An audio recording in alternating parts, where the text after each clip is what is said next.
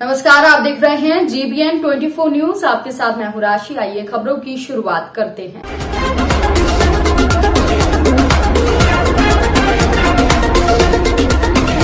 उत्तर प्रदेश के मुख्यमंत्री योगी आदित्यनाथ को अपना आदर्श और अपना नेता मानने वाले छोटे योगी के रूप में अपनी पहचान रखने वाले नीरज योगी ने भाजपा प्रत्याशी के खिलाफ ही निर्दलीय पर्चा भरकर चुनावी मैदान में ताल ठोक दी है। आज नीरज योगी ने रामनगर विधानसभा सीट के लिए अपना नामांकन पत्र निर्दलीय प्रत्याशी के रूप में दाखिल किया है। नीरज योगी ने कहा कि वो अपनी विचारधारा को नहीं छोड़ेंगे, हिंदुत्व के एजेंडे पर वो चुनाव लड़ेंगे। उन्होंने कहा कि वो हिंदुओं को आगे बढ़ाने में अपनी भूमिका अदा करेंगे। हिंदुत्व के एजेंडे पर चुनावी मैदान में आए हैं। जनता उनके साथ जुड़ रही है। धर्म को शिखर पर पहुंचाना उनका उद्देश्य है। वो आशा ही नहीं, उन्हें पूरा विश्वास है कि रामनगर विधानसभा क्षेत्र की जनता उनको भारी बहुमत से जीत दिलाएगी। में कामयाब रहे। भगवान ने हमें आशीर्वाद दिया, अपना प्यार दिया। अगर हमें यहाँ परिजात धाम या लोधेश्वर महादेवा ने बुलाया है तो एक परिवर्तन के लिए बुलाया है।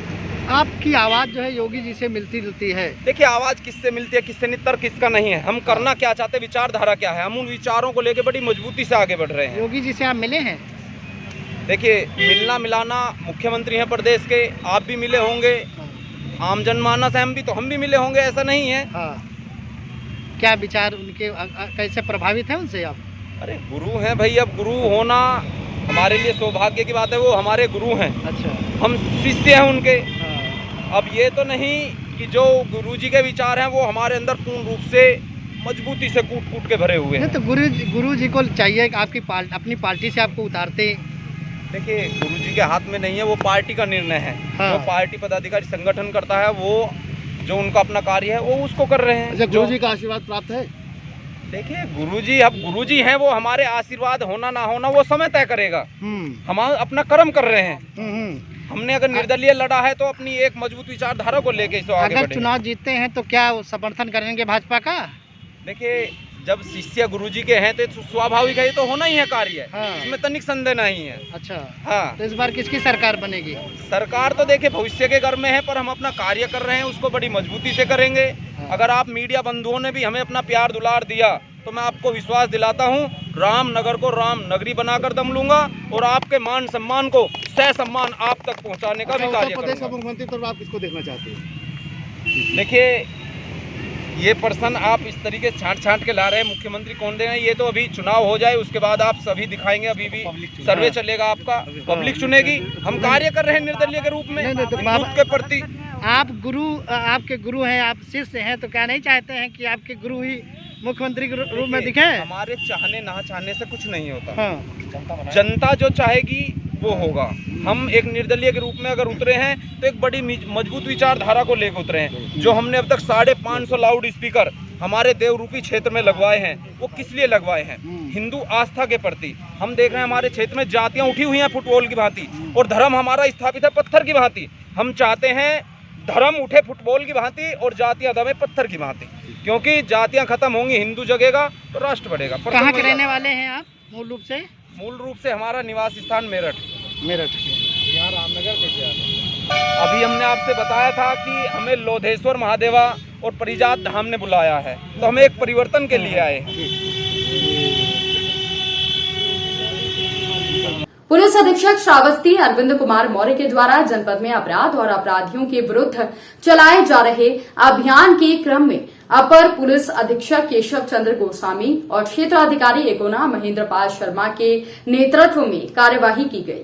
इसी क्रम में अपर पुलिस अधीक्षक केशव चंद्र गोस्वामी, क्षेत्राधिकारी एकोना महेंद्र पाल शर्मा के नेतृत्व में प्रभारी निरीक्षक थाना एकोना और पुलिस टीम के द्वारा एकोना बाईपास तिराहे के पास से अभियुक्त रईस पुत्र शरीफ निवासी मोहम्मद पटेल नगर थाना एकोना जिला श्रावस्ती को गिरफ्तार किया गया। गिरफ्तार अभियुक्त के विरुद्ध थाना एकोना में NDPS एक्ट में अभियुक्त पंजीकृत कर न्यायिक हिरासत में जेल भेजा गया है। 2022 में उत्तर प्रदेश विधानसभा चुनाव की नामांकन प्रक्रिया घोषित होते ही सभी पार्टियों के उम्मीदवारों ने अलग अलग दिनांक में कलेक्ट्रेट परिसर में पहुंचकर नामांकन दाखिल किया। आपको बता दें कि उसी क्रम में कांग्रेस पार्टी से उम्मीदवार प्रत्याशी तलत अजीज ने भी 253 विधानसभा सीट से अपना नामांकन भरा। आपको बता दें कि जब से तलत अजीम को प्रत्याशी घोषित किया गया है, तब से विपक्षियों में हड़कंप और खलबली का माहौल बना हुआ है। बीते विधानसभा चुनाव में चायल विधानसभा से तलत अजीम को कांग्रेस ने प्रत्याशी घोषित किया था और कांग्रेस प्रत्याशी के झोली में 45,000 से अधिक वोट पाकर इतिहास कायम किया था। इसी सीट पर भाजपा विधायक संजय गुप्ता ने जीत दर्ज की, लेकिन कांग्रेस प्रत्याशी तलत अजीम ने उन्हें कड़ी टक्कर दी थी। तलत अजीम के प्रत्याशी घोषित होते ही भाजपा अपना दल एस गठबंधन के साथ बसपा प्रत्याशियों में बेचैनी बढ़ गई है। यदि तलत अजीम ने ठोस रणनीति के तहत चुनाव लड़ा तो इस विधानसभा में अन्य दलों के साथ उनकी कांटे की टक्कर होना सुनिश्चित है। आइए देखते हैं क्या है पूरा मामला। GBN 24 से धर्मेंद्र दिवाकर की इस खास रिपोर्ट में। नामांकन कराने आए हैं किस पार्टी से? मैं भारतीय राष्ट्रीय कांग्रेस पार्टी से तलत अजीम आज मैंने अपने नामांकन किया है। किस विधानसभा से सर?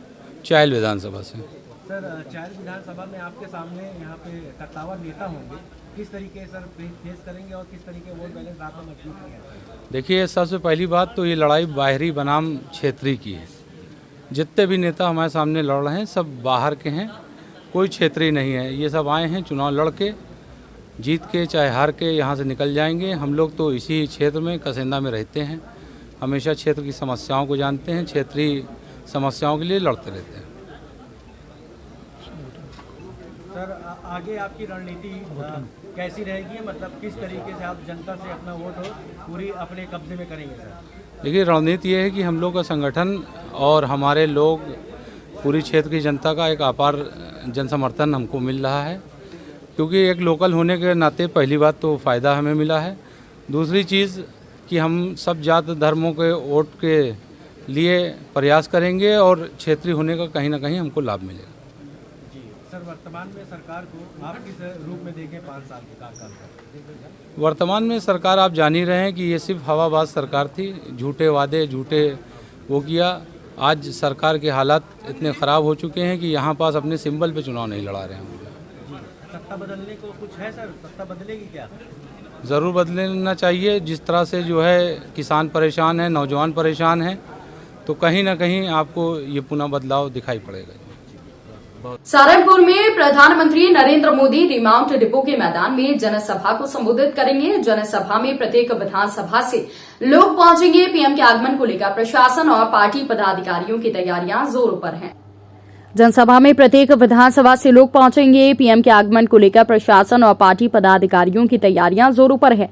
कार्यक्रम को लेकर विमान डिपो ग्राउंड में पंडाल तैयार किया जा रहा है। तैयार किए गए हेलीपैड पर एयरफोर्स के हेलीकॉप्टर को उतारा गया, साथ ही मंच तैयार किया जा रहा है।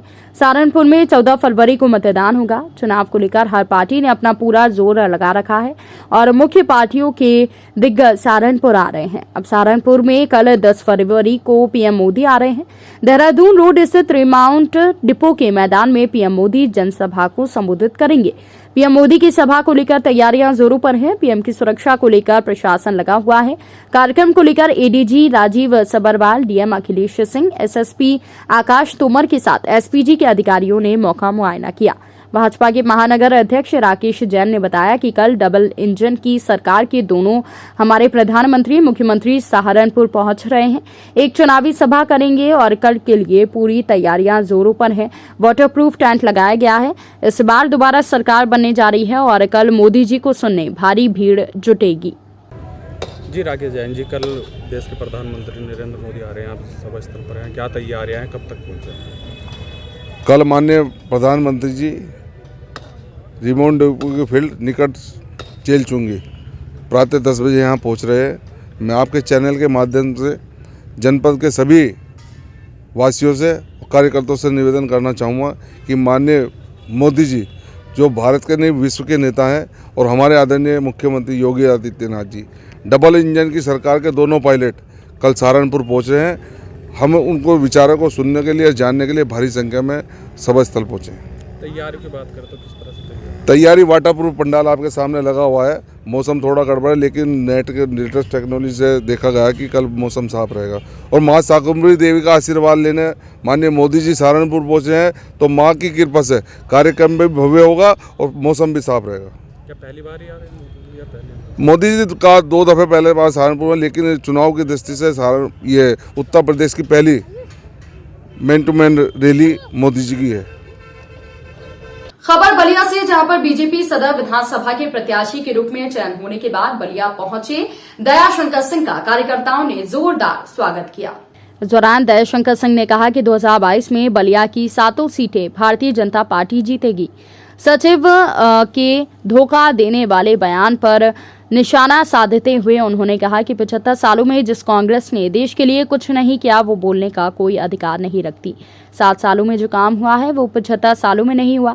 दयाशंकर सिंह ने कहा कि आने वाले समय में हम बलिया को बॉम्बे बना देंगे। मेडिकल कॉलेज से लेकर रिंग बांध और जो भी अधूरे काम पड़े हुए हैं हम उन्हें पूरा करवाएंगे। को गृह जनपद भेज दिया गया है। गृह जनपद भेज दिया गया। क्या कहना चाहेंगे? क्या कहना चाहेंगे बलिया जनपद वासियों को? देखिए, बलिया में जबरदस्त लहर है। इस समय जब 2017 का चुनाव हुआ था तो हम लोग यहाँ पर 7 में से 5 सीटें जीते थे और आज मैं ये कह सकता हूँ कि बलिया का जो उत्साह मैं देख रहा हूँ, इसके आधार पर कह सकता हूँ कार्यकर्ताओं में जो ऊर्जा है, जो उत्साह है, 2022 में 7 के 7 सीट भारतीय जनता पार्टी। क्या मुद्दा रहेगा आपके नगर विधानसभा में?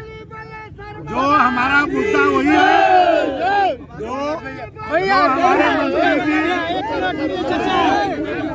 हमारे मंत्री जी आनंद स्वरूप शुक्ला जी ने बहुत काम कराया बलिया के अंदर, लेकिन जो काम अधूरा रह